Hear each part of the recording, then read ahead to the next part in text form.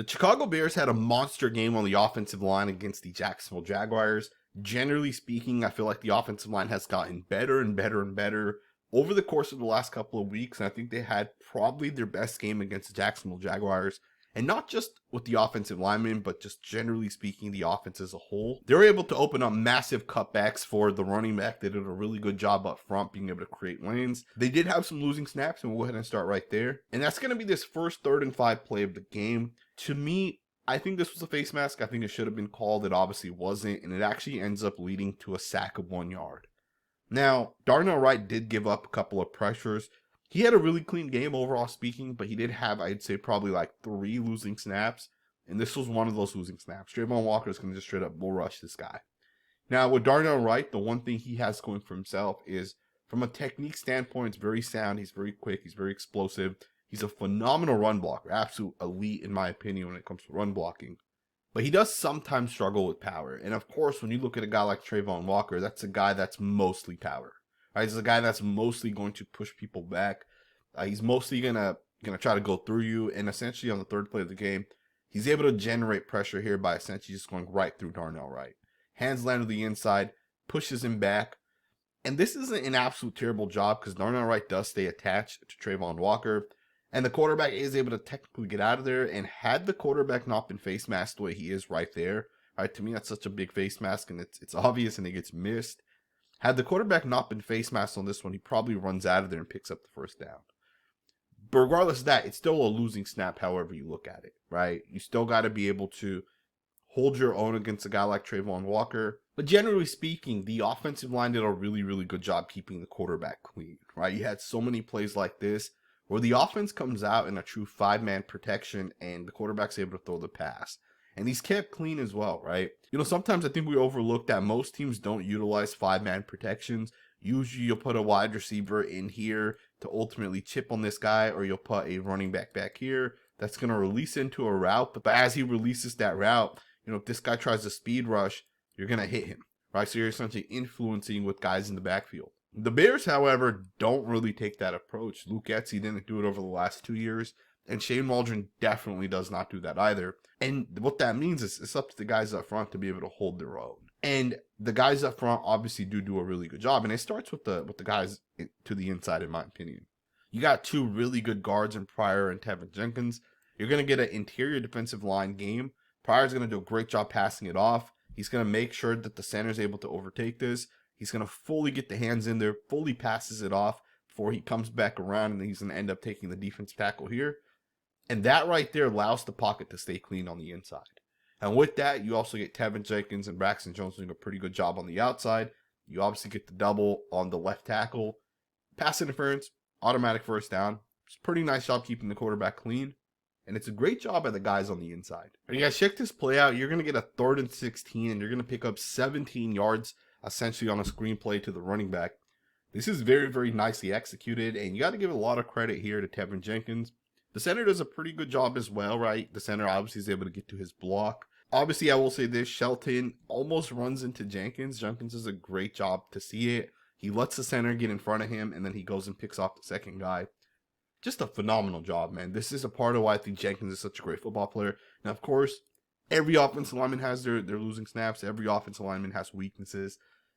But Jenkins is smart, man. Really, really good job. He obviously lets his defensive lineman go to the inside. He doesn't show it too early either, right? Sometimes these D tackles are able to kind of read these plays. And then with that, Jenkins is also going to allow the center to just kind of go in front of him. He understands the center is going to end up taking that first guy there. He turns back to the inside, and he's going to pick off the inside linebacker here, right? So that's a great job right there by Jenkins to be able to stop that inside linebacker.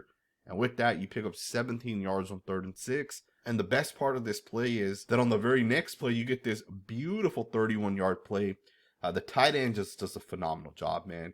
I mean, to me, the fact that this guy's able to break a tackle and then he's able to score is really, really impressive. But the one thing we do got to recognize with this play is this is a nicely designed play. Now, Shane Waldron has run this play before. If you guys watch my Shane Waldron film breakdown, this is a play that I've talked about in that video specifically. He ran this same play with the Seattle Seahawks. So check the play out, right? So you're going to get a play action towards the left. You're going to get a fake screen back towards the right. And then the tight end releases, and essentially you're going to end up hitting this for a huge play right down the middle of the field, right? It's a really, really nicely designed play. And then more than that, it's executed well. You know, with Luke Getsy, if he ran this play, the tight end would have ran towards the right, right? Or the tight end would have gotten confused and went a different way. And with Shane Waldron, you have a legit coach that knows how to legitly design concepts. And this is just a phenomenal job, right? Like, to me, it doesn't get better than this right here. And you pick up 31 yards and the touchdown. Just a beautiful job to take the lead. All right, you guys, check this next play out. You're going to get a 6-yard pin pull towards the right of your screen. It's a really nicely executed play by the guys up front. But a beautiful job by the receivers as well, right? And you got to give credit to these wide receivers that are willing to make these blocks. Phenomenal job by those guys. You'll also end up seeing on this one that the tackle and center also end up doing a good job. Just a really nicely executed play. Obviously, Darnell Wright's going to pull. He's going to get out in front. He's going to really lead this play, and he's going to end up pushing his guy to the outside. It's a good job by him to be able to stay attached. Then you'll get a center that essentially has a reach block on the linebacker. Coleman Shelton also is going to end up doing a really good job to be able to cut this guy off. Really nice wide angle. And you're going to pick up 6 yards on this one. It's a pretty good job. Let's get to the next snap. Now, I don't want to get too much into this play, but I do want to just show it to you guys. Caleb Williams has to do a better job on this one. You have a wide receiver that essentially is going to do a pretty good job creating separation. The quarterback has to put this ball towards the sideline, either in the corner of the end zone or at least in the front of the end zone towards the sideline. I know it's not a super easy pass to make, but you essentially have a 3rd and 1. You bring in 2 extra offensive linemen. You have 1 wide receiver out there. You're showing that you're about to run the football. You play action, and you suck in that defense. Now, of course, the safety at the top of your screen does end up not falling for that. He's going to end up staying deep, and you're going to see the wide receiver, DJ Moore, do a great job selling this route towards the inside, which is going to influence this safety. And with that, when he does that, he ends up being able to break towards the left. And there's separation here. The quarterback is also kept fairly clean. Had the ball been placed, somewhere towards the sideline over here, this pass has a legit chance to be completed. But this is super, super, super underthrown on this one. I'm not sure if the ball slipped, but regardless of that, it does end up getting intercepted. A big moment of the game, in my opinion, because the Bears are up at this point. They're driving, right? It's a pretty good drive up to this point. They had initially started this drive back at like the 10-yard line. And the interception kind of shifts the momentum a little bit. But of course, the defense does end up forcing a 3 and out. And then the Bears get the ball and they drive right downfield and they score a touchdown. Then a couple of really, really nicely designed plays. You're going to get a pin pull towards the left.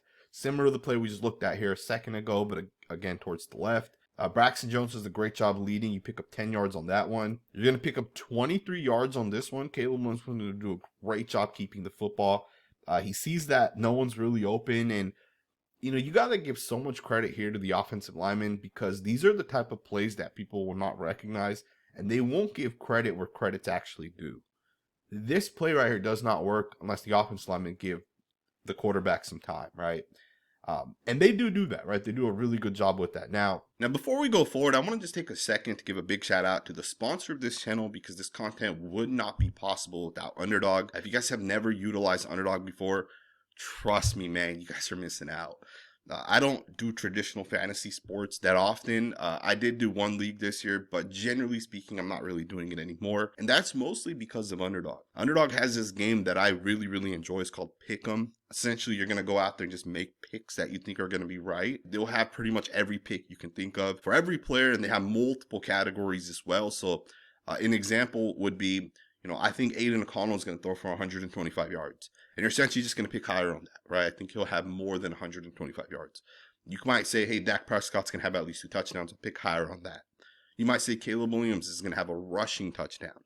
And some of those stats also give you multipliers, right? So usually for quarterbacks rushing it in, right? That's something most quarterbacks aren't doing every single week. You'll get like a 4x multiplier on that. So depending on the multiplier, depending on how many picks, you can turn $5 into $400, $1,000, right? Whatever it ends up being. Obviously, it depends on the multiplier, but Underdog to me is one of those places that I pretty much do every single week at this point. Very fun. It makes like watching the Jets and the Dolphins without Tua. It makes them interesting, right? So check out Underdog. If you guys have never used them before, it is the best place. Trust me when I say that. Go to underdogfantasy.com, use my promo code that you guys see on the screen, or use the app. I recommend the app. So let's get right back into the content. This play right here does not work unless the offensive linemen give the quarterback some time, right? And they do that, right? They do a really good job with that. Now, they do end up keeping in a tight end to chip. All right, 85 here is going to influence the defensive end here. Swift is also going to end up influencing the defensive end over here. So you do get a little bit of chip help in that instance, but both guys do end up releasing. And then that means you got Darnell Wright in a one-on-one after the tight end here ends up releasing. He does a pretty good job being able to hold his own, right? There's no pressure over here from that right tackle. The right tackle shuts down Trayvon Walker, stays attached to him for the most part. And then even on the inside, you see the guys doing a really, really good job. Matt Pryor does a nice job helping with the center. They're going to double team there. Tevin Jenkins does Tevin Jenkins things. He's going to snatch down that defensive lineman. And as soon as he snatches, man, he does this flawlessly. The guy goes into the ground. Phenomenal job by the guys up front. And with that, you're going to pick up 23 yards on this one, right? So again, just a really, really nice job by the guys up front to give Caleb Williams that time. And then Williams smartly takes off running and pick up 23 yards on this one. A couple plays later, 2nd and 7. Caleb Williams is going to once again take off running. This time he's going to pick up 19 yards. Now on this one, he is pressured a little bit by the left tackle. Again, Braxton Jones, to me, has to continue to develop, and he has to continue to get better, right? I do understand Josh Allen, the defensive end, is one of the best defensive ends in the NFL. He does a really good job setting this up inside, back out, but you got to do a better job to be able to kind of hold your own on that one, right? Also, keep in mind, there's no double team or chip help with Braxton, so he's in a true one-on-one situation with the defensive end on this one. But Caleb still does a great job getting out of there. He picks up 19 yards on 2nd and 7. And then on the very next play, you get the touchdown play. Just a really, really good job by the quarterback to be able to see it and deliver a really nice pass to a really, really good tight end. And of course, going into half, the Chicago Bears take a 14-3 lead. Now I want to wrap this video up showing you guys a couple more plays, specifically from the second half, that I felt like kind of changed this game a little bit. We'll go ahead and start with the 19-yard screen pass that DeAndre Swift ended up catching. It's a nicely designed play, but it's blocked a lot better, right? Just a really, really good job by the guys up front. One of the things with these screen plays that I felt like last year the Bears struggled with was when they designed screens, the offensive linemen weren't getting to their guys properly, right? And then they weren't being sold properly either. So like they'd run a screen over here towards the left, and these guys would all see that a screen's coming over here to the left. On this one here, that's not the case. Like, it's not as easy for these guys to recognize that a screen's coming. But you see that Coleman Shelton stays attached. You see Braxton Jones stays attached. All right, these guys understand the situation they're in. And then you got a guard in Matt Pryor who does a phenomenal job. I mean, just look at this block here by 79. That's an aggressive, physical block right here. Look at this. Boom. Love it. Absolutely love it. And I got to give credit to DeAndre Swift. You put him out in space, very, very few people can actually tackle this guy. He's shifty, he's quick, he's explosive, great jump cut ability. Just a phenomenal playmaker. All right, guys, check this play out. You're going to get a zone run towards the right. You're going to get 17 yards on this one. Phenomenal job by the guys up front, man. It doesn't get better than this, right? This play hits because of literally all 5 of those offensive linemen. Keep an eye here on Matt Pryor. He has a 3 technique, and look at him cut off number 94 on this one. Right out of his stance. Straight up just cuts him off. Doesn't get better than that. Keep an eye on Coleman Shelton. Guy's not great when it comes to pass pro. He's not super strong, but he's an elite run blocker when it comes to angles specifically, right? That doesn't mean he's elite overall. It just means when it comes to angles, when it comes to cutting guys off, the guy does a really, really good job. And I think with Shane Waldron, the thing we got to recognize is this guy needs a center that can cut off linebackers. Keep an eye here on Tevin Jenkins. He's going to do a good job on the 2-eye. Gets right to the inside. It's a pretty easy block, right, because he is on the backside. But then you look at Darnell Wright, you look at Cole Kmet. Watch the double team up to that linebacker. Phenomenal job, right? That double team by Cole Kmet's enough that Darnell Wright's going to be able to stay attached to the defensive end. He's not going to be able to get out there. And just like that, you pick up 17 yards. And, of course, DeAndre Swift also kind of does his thing as well. It's a really, really nicely executed play by the guys up front. Really love the design, the concept. Usually when you got a guy to your right, the way the quarterback does here, usually the play runs towards the left somewhere, but this one's going to obviously be a toss towards the right. Just a good job keeping it creative, keeping it different. Pretty nice job, 17 yards. Let's get into the next snap. All right, you guys, check this out. You're going to get duo. Watch the double team by the right guard, right tackle. absolutely physical, man. This is the type of football that the Chicago Bears are trying to play, right? It's that style of football right there. Phenomenal job once again by those guys up front. Absolutely love what DeAndre Swift has been able to do the past couple of weeks. You're seeing this guy really come together, and it's not just DeAndre Swift. You know, you see the quarterback feeling a lot more comfortable in the pocket. You're seeing the offensive linemen really come together. But I think Matt Pryor has been a big part of that as well, so you got to give a lot of credit to him. But I mean, just look at that physicality, and I don't think people recognize it. So watch it from this angle over here. Keep an eye here on the defensive tackle, and look at the movement that's generated by the right guard, right tackle. I mean, look at this. You're talking about a guy being moved 7, 8, 9 yards off the ball. That's incredible. Absolutely incredible. Huge shout out to those guys right there. But this was the mindset that the Bears came into the second half with. They recognized that this Jags team is not on the level of the Chicago Bears. And they crushed it in the second half. Just a really, really good job right there. Overall, obviously the Chicago Bears offensive lineman got it done, but so did Caleb Williams. This right here is why this guy is absolutely money. I mean, look at the ability to create a play, 27 yards on a play that probably should have been thrown away. This right here is why he's absolutely elite. It doesn't get better than this right here. Right, the play's not there initially. You run away from guys, and your tight end breaks late. You hit him, and you get 27 yards on this one. Of course, this one obviously led to the 1-yard touchdown by DeAndre Swift. Just a phenomenal job by the Chicago Bears on the offensive side. I hope you guys enjoyed this video. If you did, consider subscribing. We are obviously covering the Chicago Bears on this channel. And we definitely will continue to cover some of the guys. For the Bears, we'll get into some more tape with some of the rookies. I hope you guys enjoyed this video. Thumbs up, subscribe, and I will see you guys next time with another video.